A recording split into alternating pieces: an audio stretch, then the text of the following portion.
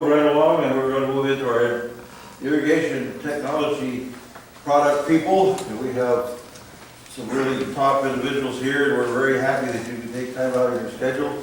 And I know the first one I want to introduce is Don, and Don asked me, what do you really want? And I said, the wise use of water. And so Don, that's a big area on here, and it's all yours. And we give all three of you people a couple of minutes longer than you normally have. But Don, it's all yours. This is Don Franklin from Hunter. I should have finished your name. I have handouts. This will dovetail really nicely in with what you were talking about, Mike. How to calculate your irrigation schedule based on soil holding capacity and ET. So I'm going to pass these out. Please take them, and you can. That's your homework assignment. Get to know this.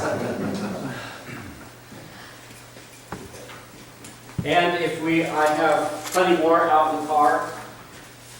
This is they gave me about 10, 15 minutes to kind of go through and 15 minutes. Yeah, 5 minutes for. I'll bet you have 5 minutes for questions. I'll bet you got 20 minutes. Yeah, I'm sure. And the other two presenters have it all. Anyway, A little kind of a schedule. lot of information in a really, really short amount of time. Most of you don't know who I am. Those of you that know who I am know that I'm sort of kind of the industry idiot. Every industry needs an idiot, and that would be me. I have been around in this industry, kicking around for about 45 years. I sit on the IA certification board. For those of you that are certified irrigation auditors, yes, I go through and review all of your stuff about twice a year. I'm a certified irrigation designer and teach the class for the IA, as well as a certified irrigation auditor. I've been with Hunter for about 7 years. Kind of a nice way to close down my career. No, Mike, I'm not planning on leaving soon. Hunter is a great place to work at. It's a California-based company. I just have a blast. They actually pay me to sit here and talk about something that I'm very passionate about. Thank you. Anybody not have one? I also have a PDF version of this. You can pull it down from our website. We'll be talking a little bit about the website today as well. But I have a PDF version, so if you would like an electronic version of that, just come up and see me. We'll mark on the little deal that you want that. As well as this PowerPoint presentation, you're more than welcome to have that. There are some hidden slides in here, things that Michael was alluding to about distribution uniformities, technical type of stuff. But you're welcome to have all of that in a PDF format if you just let me know. So, I live up around Colfax area. I don't think I've ever seen anything like this on the marquees from Caltrans. And it's all over down there in the Sacramento area. We have an issue with why we go through droughts from time to time, but what is the biggest influence that will cause a drought? Population. I was expecting somebody to come up with weather. I can tell you, this is a really smart group. It is population. I understand this is one of the worst droughts that we've had since 1970 something. The difference is, I'm sorry? 76. 76. The difference between then and now is several more million people living in California. Drove by Lake Folsom.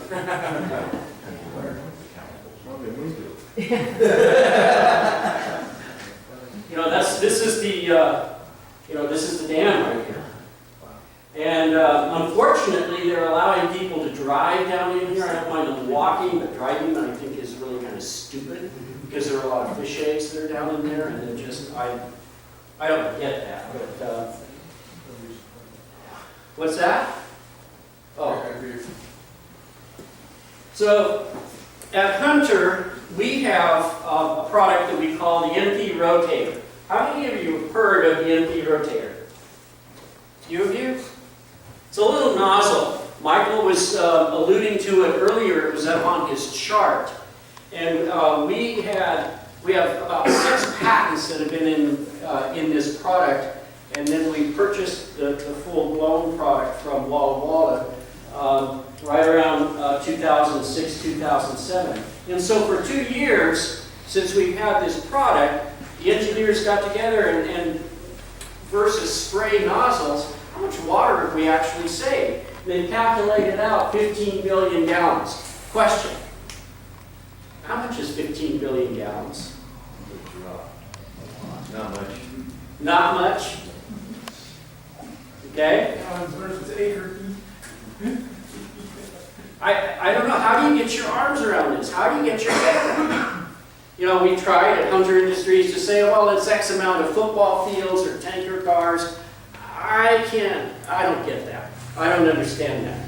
So what I did is that I started looking at various populations throughout California.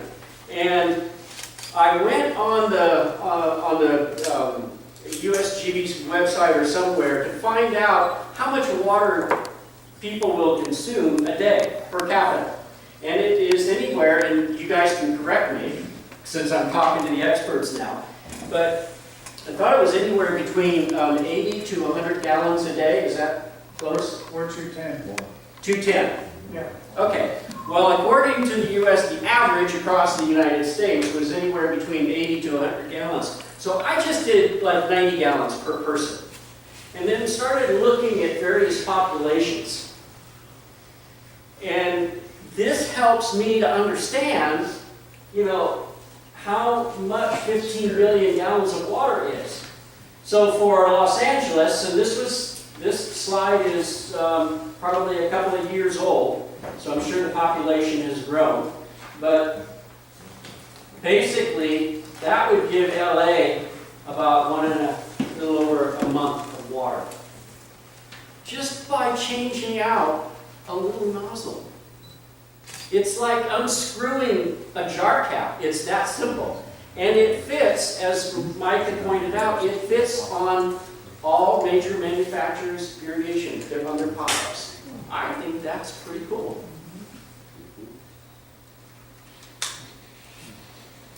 They talk about that when you start lowering your application rate to where the soil can actually start taking it in. There is a, how many of you are familiar with the Assembly Bill 1881? The Model Water Ordinance? Many of you are not in here. The state of California, a couple of years ago, passed a Model Water Ordinance bill. It was under Schwarzenegger that says we're going to save 20% of water by the year 2020. And this landscape ordinance was designed to do this.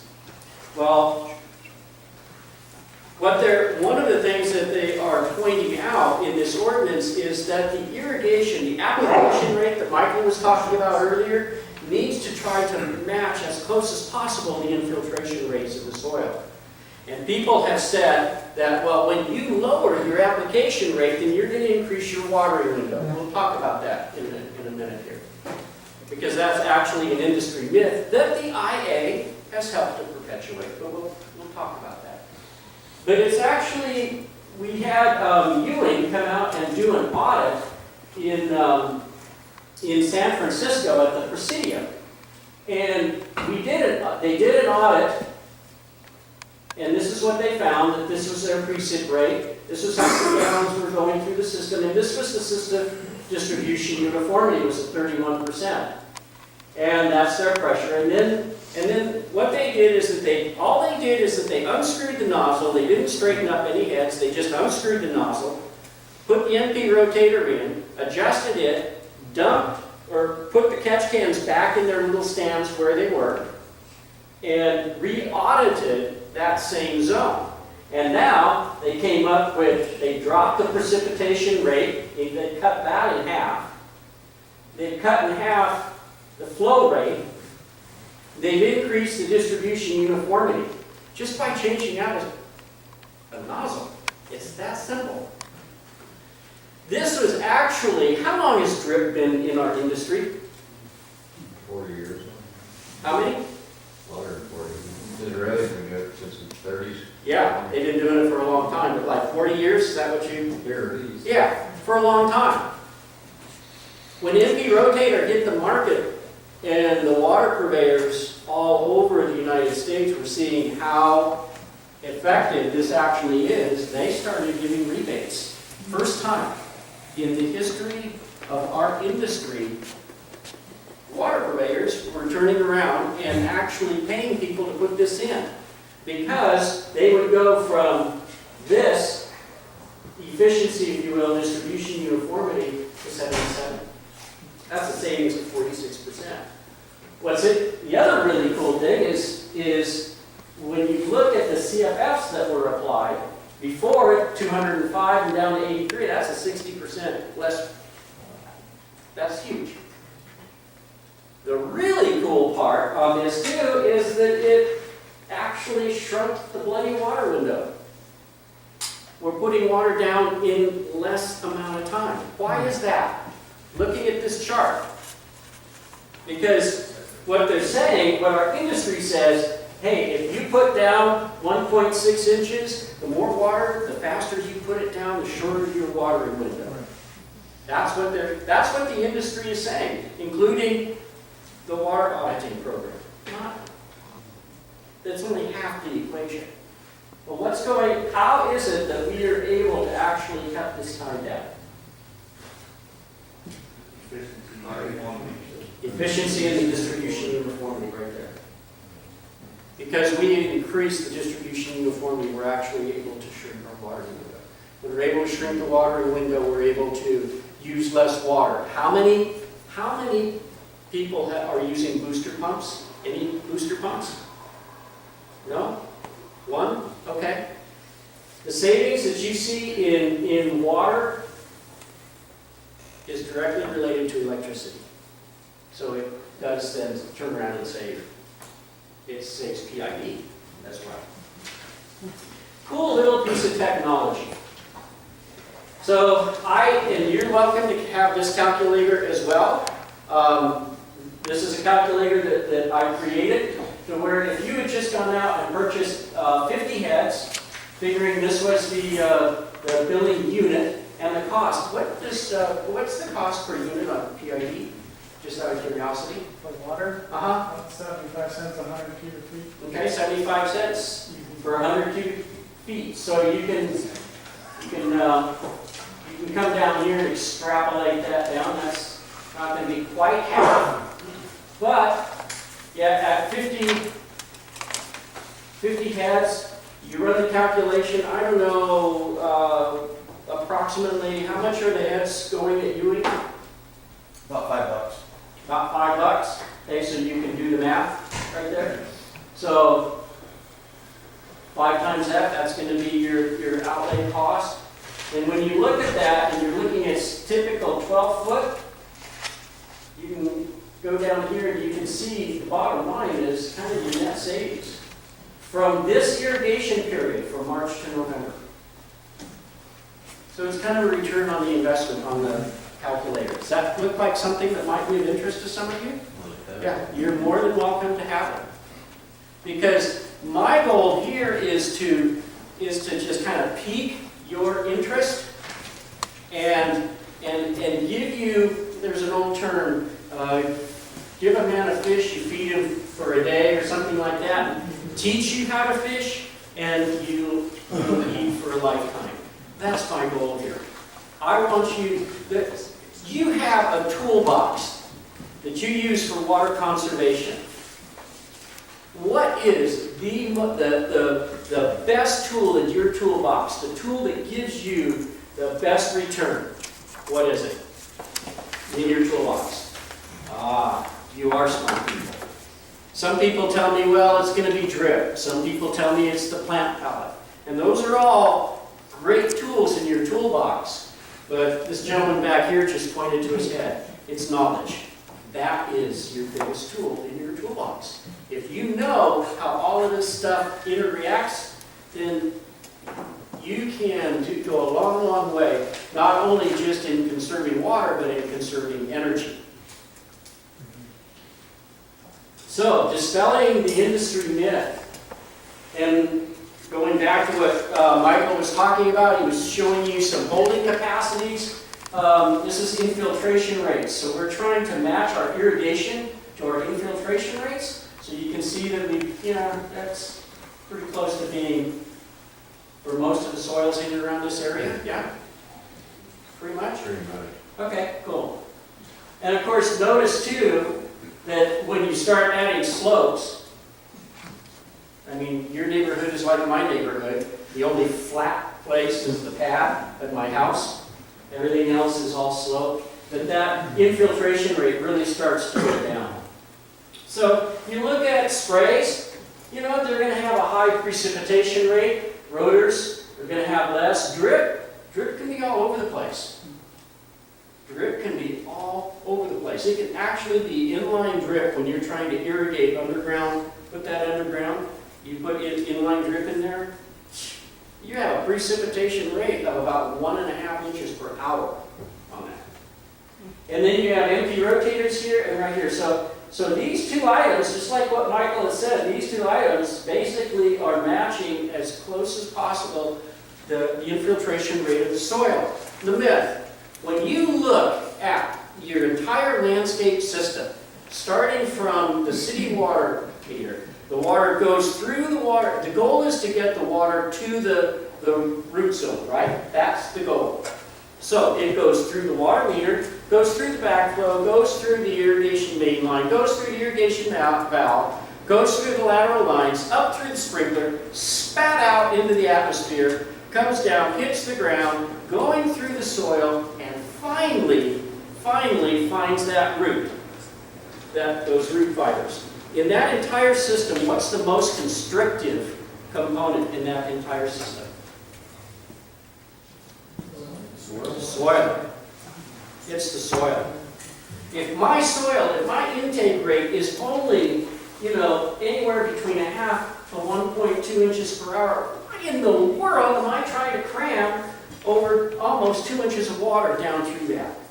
It's the infiltration rate is what dictates the water movement, not how fast the water is moving through, not how fast you put it out. So, you have things like cycle and soak. If you're going to fill up that reservoir, that's what I call a gas tank in there. It takes the same amount of water all the time. It's how fast can you get that water into that gas tank. That's what dictates your water. So much for the myth. We have some smart weather sensors that are available as well. And this guy up here is called SolarSync. All of our controllers actually are EPA WaterSense approved. All of them. Which is really cool. The technology is getting to be really, really tiny. Back when I got into this business and we were starting to do ET stuff, you'd have a Campbell Scientific weather station that would cost you 10 grand. There's a long time on the return on the investment for that. As Michael was pointing out earlier, and Ewan can tell you, you can get into a smart controller system for what's $200. couple $100. The return on the investment is going to be very, very quick. Usually if it's within 5 years, somebody will pull the trigger. Does that make sense? So all our controllers are EPA WaterSense approved, as we've stated there. The other tool that I want to share with you, and Michael had given you a great website to go to be able to calculate, some audit information. Hunter's website has calculators on it. Very user-friendly calculators that don't cost you anything.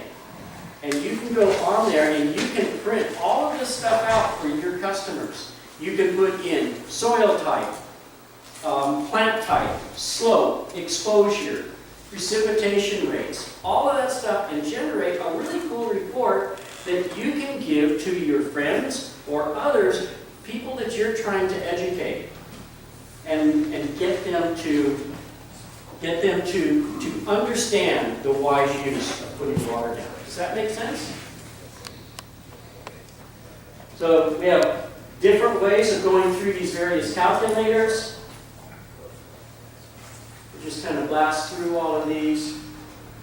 So, in closing, just 3 things. How you apply the water, the control system that you use, and then how you calculate that, the knowledge. So thank you for your time.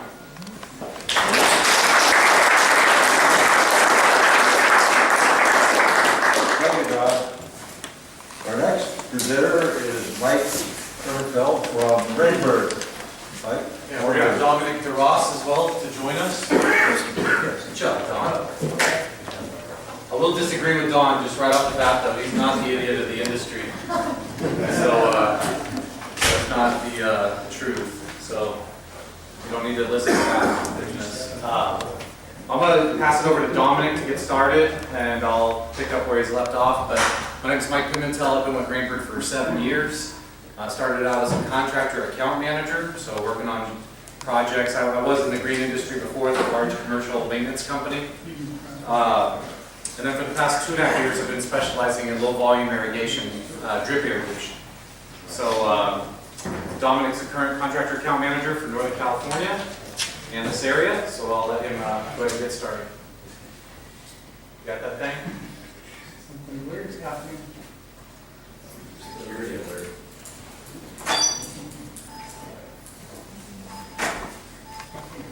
Oh, there we go.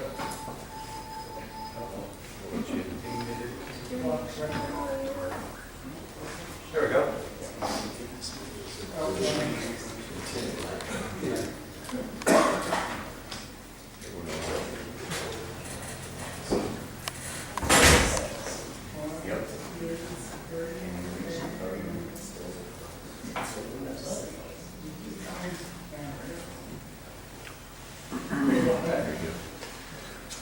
All right, thanks for having us today, you guys. We appreciate coming up here and you having a captive audience to talk about our products. I'm going to go through pretty much our controllers here at the beginning, and then Mike is going to finish off with the rest. So I'm going to not get into the same amount of depth that Don just did about our products. I'm going to give you a quick overview of some of the products on our controller line and sensors that will help save you water. First one I'm going to talk about is our ESP SMT smart controller. This controller actually has like a little mini weather station at your site. It's between 4 and 22 stations, and it actually calculates the amount of rain, solar radiation, and humidity at any given site. It also has historical data for any given zip code that you enter in when you program the controller. So basically, you're not going to program this controller like you normally do, where you go in and type in the amount of minutes on any given valve. You're actually going to let the controller figure out how much water it truly needs to be put down. Just like Michael was talking about ET-based controlling. A lot of controllers don't really take the actual weather data from the given site, like this one, so that's why it's unique. It can be put on a house or, again, light commercial. A wireless rain sensor. This is basically just a shut-off. When it rains, it'll not allow your controller to water. So this is a basic water-saving technology. Pretty much can be put on any controller that you have. You can mount the sensor up to 700 feet away from your controller, out of sight, hide it, in a good location. Soil moisture sensor is this guy right here. Basically, it operates in the same way in that it just shuts off your controller, doesn't allow it to water like the rain sensor, but this one is actually measuring the amount of moisture in the soil. You attach the little sensor to a valve, and it runs through the common to the clock, and you set your soil moisture levels that you want it to turn off or not water at, and it's just basically a kill switch. So this is an inexpensive way to save water because you basically would put the sensor in a mid-range location on your site, not the driest location, not the wettest location, but kind of average representation of any given site. You bury the sensor, and we're claiming up to 40% water savings. This is our commercial controller. I'm not going to talk too much about this, but I can spend a lot more time doing so. We have the LXME, which goes between 4 and 48 stations, and then our decoder version, the LXD, can go up to 200 stations. Now, both of these controllers are actually modular. So the top module back there in the upper right, that's our ET cartridge. So the same ET-based control. You can convert this basic controller, time-based controller, to ET-based with the use of that cartridge. It snaps in, as you can see, right here. And then you have a little antenna up there which receives hourly weather data. And unfortunately right now I believe our Chico service is down on this block, so I don't want to promote this too much right now because we have to get that squared away. But in Sacramento, for example, this controller can get hourly weather feeds and with information, and then it's basically adjusting the clock and transforming that controller to an ET-based controller. The other cartridge that we had up there was called a IQ cartridge. It's basically a cartridge that allows you to control that controller from your computer. You also, that's a high level, that converts that basic controller to a high level controller, like more similar central control features. I'm going to pass it over to Mike. I'm up already? You're up already, man. All right. You like to talk. I got to give you some time here. All right. So, it seems like a lot of the things today have been about soil type, infiltration rates, different product options, and Hunter, Toro, Rainbird, they've all got some great products, okay? Rainbird has been around a long time. I think it's a trusted name in the industry, just like Hunter and Toro, okay? But we have a lot of different options, and I think one thing that's common in our industry is every one of us manufacturers have something that might work for your situation. Every site's going to be a little bit different. And so it's kind of nice to have competitors and not just one company up here saying this is what we have to use, right? Because every single time we want you to be able to choose the best option for your landscape. And while we want to save water, one big thing that Rainbird's about is healthy landscapes. So, there's definitely water-saving options, but healthy landscapes are a big driver. And for Rainbird, it's all about the intelligent use of water. So we have all these different categories of different things. We talked about controls just now. I'll get into some of the other things more specific. The next is the HEVAN. Everybody used a variable arc nozzle in their life, right? Everybody's a landscape contractor, just show of hands real quick. 3 of you, all right, good. I know that there's more than that in the room. Well, this variable arc nozzle is a little bit different than the one that we've been selling for the past 20 years. We talked about high precip as that may not be a desirable outcome, and I understand that, and I do agree with it. But with this, in testing, it actually measured highly efficient, and that's what the HEVAN HE stands for. So it's got some numbers that Center for Irrigation Technology is throwing out there about how efficient it is, somewhere above 70%, right? But what it is 30 12-degree orifices, and each one is a cannon, so it has good soft-in watering, even distribution, and large water droplets. It has a matched precip with the NPR nozzle and the U-Series nozzle. But it's just really good for a landscape contractor to have, just because we carry it in 8, 10, 12, and 15, and it's 4 SKUs for 0 to 360 degrees at above 70% efficiency. So you're absolutely right. The graph that Michael had up earlier with the infiltration rate, and then it had Rainbird like way at the top. In our world, we don't really view that as a bad thing. We just need to control around that and program around that. so we aren't running more than 2-3 minutes at a time to minimize runoff and other issues that we might run into.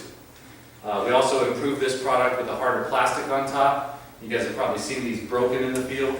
That's been a big problem with these, and then they slide out of position. So there's new plastic on the top, and just so I get all the marketing terms correct, it indexes at different points with exact edge technology. So it's very, very cool. And they're affordable. They're affordable, you know, so that's always something people like to hear. But yeah, in 2011, the IA show is the best product in the turf and landscape segment. So it was a pretty big deal for us. Next product is something somewhat similar to MP Rotator, not the same product. We had rotary nozzles. We call ours rotary nozzles, so stream spray. But previous, we only had them in quarter, third, half, 3/4, 2/3, and a full. And it was really limiting because, you know, you're on a project and it's got swooping bed lines, and, you know, it was tough for us to sell, quite frankly, because we just had these pre-arced units. So basically what this did was it gave us a multi-arc adjustment. So it goes from 45 degrees up to 270. And so it kind of gives you a lot of play. But we still offer the pre-arced ones, and specifically for you guys and gals, the half circle and the full circle, you could still purchase those at a much reduced cost, and then use these for the rest of the options. Because when you're replacing these things, you guys know if you're in the industry, I mean, 60% seem to be halves, right? So you can purchase those at a lower cost. But it still always has the labor quality. And this is actually really cool too. It's just use your hands. So there's no tools or anything. You can adjust your radius just by pushing down, or excuse me, your arc. You can adjust your arc by pushing down on the unit. And you can adjust your distance by twisting the side, by making your radius longer or shorter. So it's kind of cool to be able to do that all with your hand. How the R-band is different. You know, and if you try to mix it with an MP, probably wouldn't be good recommendation. Like, I think you should go with one product or the other, you know, because this has a much higher precip rate. So if you're going to do the audit that we talked about earlier, you know, your thing's going to be all screwed up because you're going to have some that are coming down at 0.4 inches and some that are coming down at 0.6, and then your averages are all messed up. And it's the same with a standard spray nozzle. So if you're using like a Toro spray head and a Hunter spray head and a Rainbird spray head, your distribution uniformity is all screwed up. So if you go to a new site, you know, stick with the brand that's there, or make a conversion for all of that zone. Otherwise, you're just complicating the mess. Okay. Well, I only have this one nozzle in my truck. You know, that's why there's 16 different brands on this site because of the previous 16 guys. So one thing that's really cool, the Rainbird invented a while ago, you know, the 5000 rotor, for those of you who use rotors. One thing that's cool about this is it has a pressure regulated stem. And pressure regulated stem for the rotor regulates to 45 psi, whereas a 1800 or a spray head, even Hunter has them too, regulate down to 30 psi. Okay? And optimum pressure was a big thing that Michael was talking about. If we have the wrong pressure, we're going to have a really bad outcome. And I'm going to talk some numbers with you guys that are really easy to take to your customer to help them upgrade their system and reduce their water waste. But this is the only rotor in the market that's pressure regulated. And earlier you said 60 to 120 in this market. So these are supposed to be run at 45 psi. Spray heads from any manufacturer, Toro, Hunter, Rainbird, all of our catalogs are at 30 psi as a manufacturer's recommended pressure.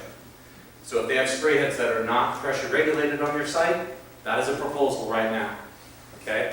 And I'm going to give you a number here in a minute on how to figure that out, on how much water you're going to help save them. So here's like where the pressure regulated stem is located. It's just a spring inside of the stem that basically regulates the pressure down. So it can have, you know, up to 100 psi underneath it and actually have the actual pressure that you want coming out of it. That's a cool arrow. That was nice. That was nice. Yeah, I did that. Right there. Anything else cool in this? I don't know. Alright, that was cool. Wow, a lot of information. So again, 30 psi per spray head, right? So this, if you guys take anything away from me personally today, it's, we got a pointer here. There he is. PRS ensures optimal nozzle performance, both in sprays and rotors, okay? In a high pressure system, reduces water usage by 6 to 8% every 5 psi beyond the manufacturer's recommendation. So basically it's 7% every 5 psi beyond where you're supposed to be. So let's say you're operating at 60 psi. That would be 6 increments of 5 psi, right? 30 psi above where you're supposed to be. 6 times 7% is 42% of your water. Every second. So every 5 psi beyond the manufacturer's recommendation, you will be losing 7% of your water. And that's not just rain. Am I right? That's correct. Okay. Been validated by the veteran. Don't give me the credit, it's Bernoulli. Back with Bernoulli's equation. And that's, you're right, you get the huge savings when you regulate. Yeah, there's some sort of cutoff at some point, right? Like probably around 70 or 80 psi, the equation kind of falls apart. But if you're operating at, let's say, 70 psi for a spray head, you're supposed to be at 30, right? So there's 40 psi in between. So 8 increments of 5 psi. So 8 times 7% is 56% of your water. At 70 psi, you are losing every second. So it doesn't matter what the controller is. You can upgrade to a stream nozzle, be it an empty rotator or rotary nozzle or something like that. And that'll be able to work better at 40 to 45 psi. But even then, you still have that same equation once you start operating at these higher pressures. So there's always this trick question, what's it better to regulate pressure at the head or at the valve? Right, What's that? I did right. Right. Were you the one pointing at your head earlier? So yeah, the answer is both, right? So if you had to make a choice, some people believe at each individual head, and I'm one of those people. Some people believe at the valve, you know, it's a toss-up. But either way, as long as you're managing pressure, you're going to be doing better. And pressure is something that Rainbird is like putting a lot of effort to help everybody understand. And it's real simple. Every 5 psi beyond the manufacturer's recommendation, you lose 7%. And that's something you can bring to your customer. Get one of the gauges that Michael was showing you earlier. If you don't have one of those in your truck, shame on you, because you're leaving money every day you leave without it. Okay? You can make more money if you have one of those. Then we also have matched precip nozzles, and in that 5,000 rotor, one thing that's kind of cool is we have these other nozzles that are now available for free, but I know Ewan carries them, and so does Normac here in town. But what they are is 25, 30, and 35 foot nozzles, and they're sweet. So there's quarter, third, half, and full, and so they go 25, 30, or 35 feet. So usually you get the big old nozzle tree, and it's got like 1 through 8 and all this kind of business. And it's like, oh, I like the 3s, they look good. Well, that's not right, okay? Because in the middle you need 4 times as much water as you do on the quarter, right? To get matched precip.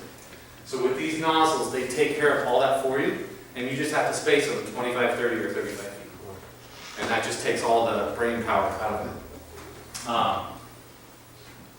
Then we get into drip line, and this is where I've been kind of hibernating for the past 2.5 years, is just selling drip.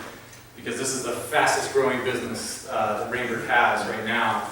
Because so many people are going to this with the whole 88s and 81, model water efficiency landscape ordinance. I mean, you'll see drip on almost every new construction project. And we offer inline emitter tubing, or what we call drip line. And we offer a product called XF series, which is zero flex. So basically you take it out of the circular roll, and it lays right down on the ground. So the installation is a lot quicker. Plus we've invested in the emitters themselves. They're flat emitters, so they basically are better than some of the other ones you find on the market. And there's like an example of how flexible it is. And this guy's name's Dave, great guy, but I just wanted to introduce you all to him. He's demonstrating how quickly the product just lays out. And when you put the drip out, yeah, it's a huge time crunch, and that makes it super easy.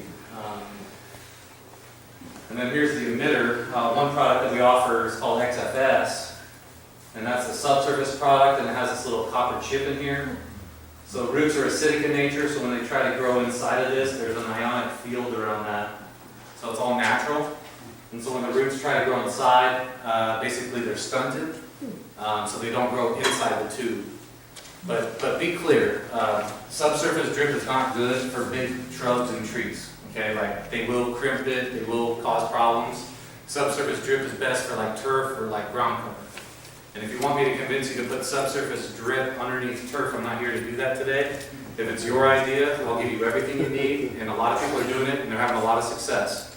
But I'm not here to be the one to convince you to do it. We have sprays, rotors, empty rotate. I mean, the industry has options, like I was saying earlier, for every application. But if you have a strip of turf that's only 2 feet wide, how can you possibly do that without having overspray? And then subsurface becomes a real nice option. Okay? That's it. How deep is it? Any questions about anything? And that subsurface, how deep does that apply? Our recommendation is 4 to 6 inches. Every manufacturer has like a different approach. But typically I recommend 6 inches.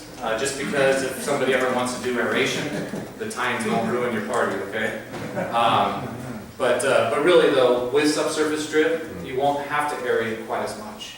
Because a lot of the compaction that happens is because of your aerial spray. Exactly. And then it sits, and we all know if we're landscapers, you irrigate to saturation every time, right? And so because of that, you're getting compaction every application. With the subsurface, you're actually getting air and water coming up from the bottom, and so it breaks up the ground, so you should have to aerate much less. Thank you. Well, thank you, Mike. Yeah. And Dominic, where's Dominic's right here? Thank you very much.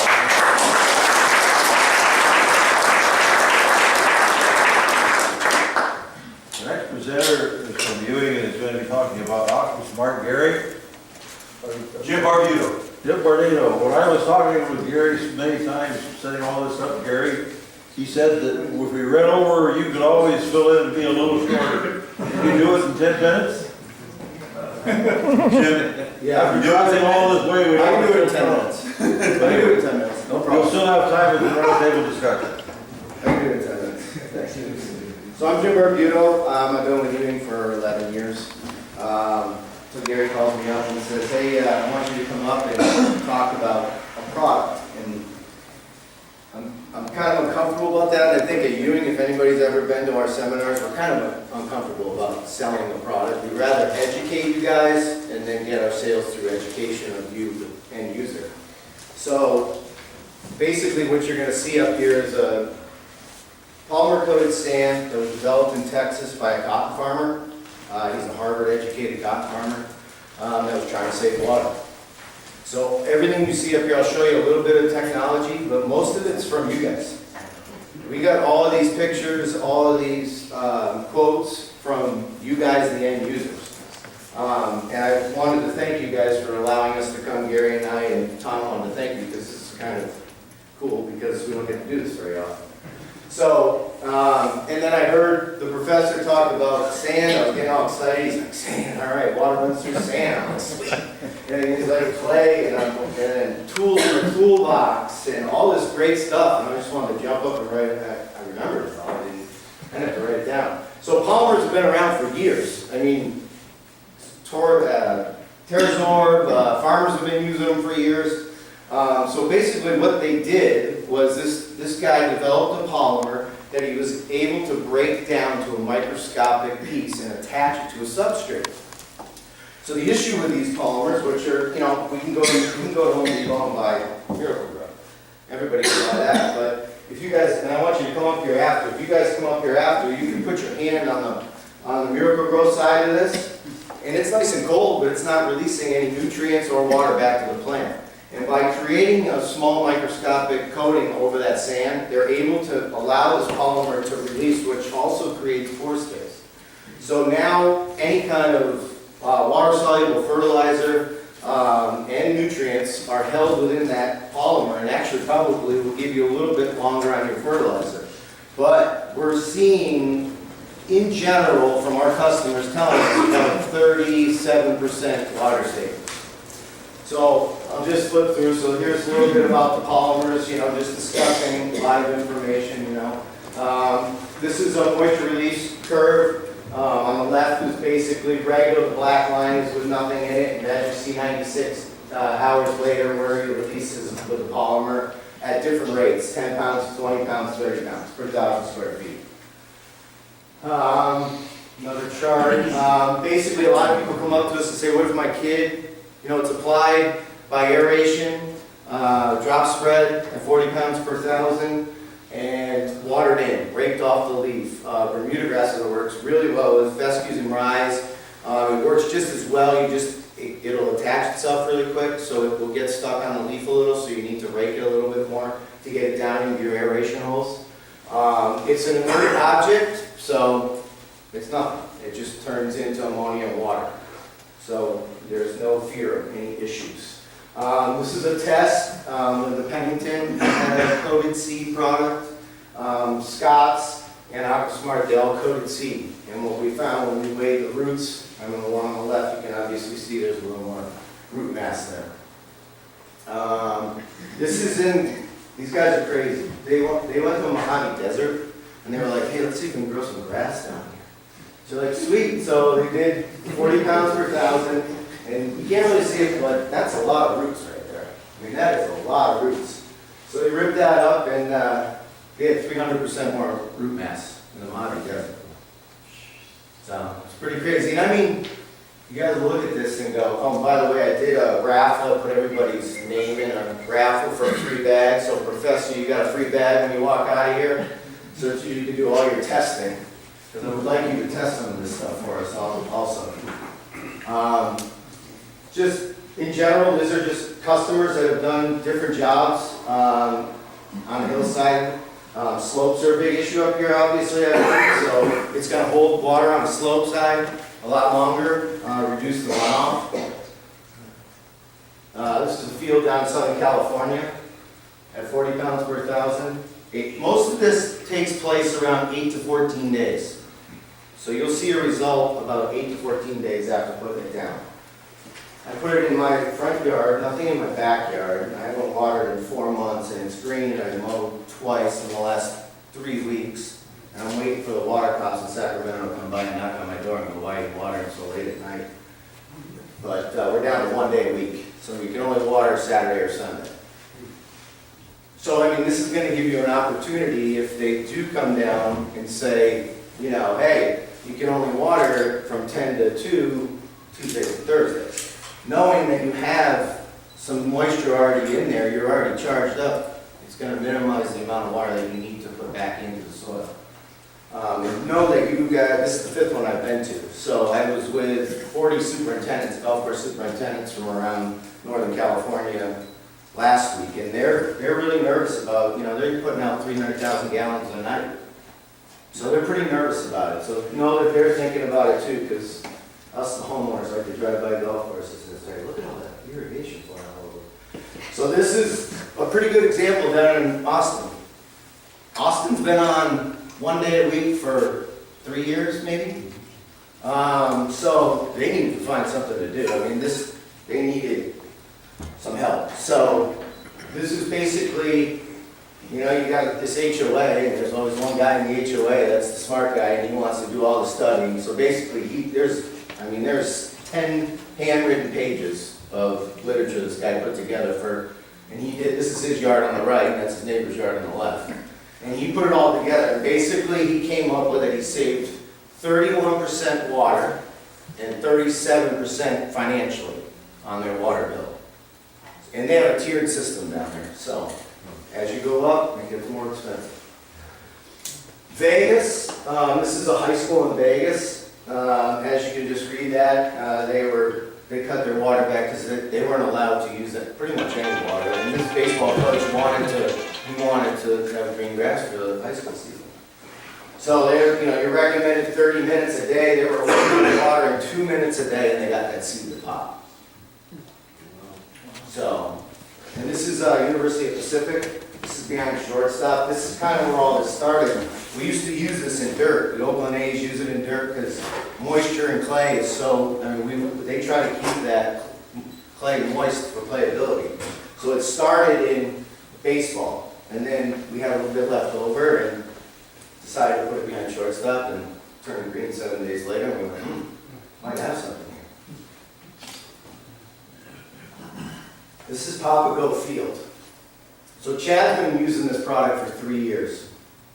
And he normally does 5 sessions a day at 9 minutes when he oversees down in Arizona. He cut that back to 3 minutes, 5 sessions. So for 3 minutes, almost cut it, more than half. So 66% water savings. So I mean, down in Arizona, to get seed to pop with a 66% water savings is pretty crazy. And he basically just mixes it in with the sand and then casts it out with the Dakota. This is Grizzly Ranch, Portola. Everybody kind of knows what Portola is. This is, normally he'd have to go out there and hand water that sod that he put up in there. That's just nighttime watering with brand new sod on the right. And on the left is basically what it normally looks like. So you can obviously see that the product's holding some moisture in there and he's getting some good root growth. And what this product does by holding the nutrients near the root and the moisture near the root is it creates, so when they pull the roots out, we've seen that the roots are much denser and the polymer is actually attached to the roots, so the nutrients need to be closer to the roots and they're more susceptible of not getting damaged in the summertime because the roots are such a healthier root and lower root. This is superintendent up in Washington. I did this T-box and that's 14 days later. Basically what you want to make sure is, so for a 40-pound bag, 1,000 square feet, is an extra 60 gallons of water you're going to hold in that 1,000 square feet. So you want to make sure that you double your run times that first initial. And we've been cutting back to about 65% right after that. And this is just some cost-saving stuff that they did down in Austin. And then just, master gardeners. Everybody knows what a master gardener is. But said, hey, you try this. So that just shows you that obviously the one on the right has the Aquasmart in it, and it just holds the nutrients better. So that plant is utilizing the nutrients much better than the one on the left of it. Currently, people always ask me who's using it. UC Davis is using it, and which is great. UC Davis is going to use it in their quad areas. They're on wells, so most people come up to me and say, well, I'm on a well. Well, we talked about electricity. You're going to save some water on electricity. But they want to kind of jump forward a little bit and try to get ahead of the game so that when people come knocking on their door saying, hey, what are you doing to save water? And so that's kind of the way they're going. This is just a tomato plant, just showing you same amount of water poured in each plant and what's happening to the plant, releasing all that water. And that's it. That's it. 10 minutes? Good. You did a great job.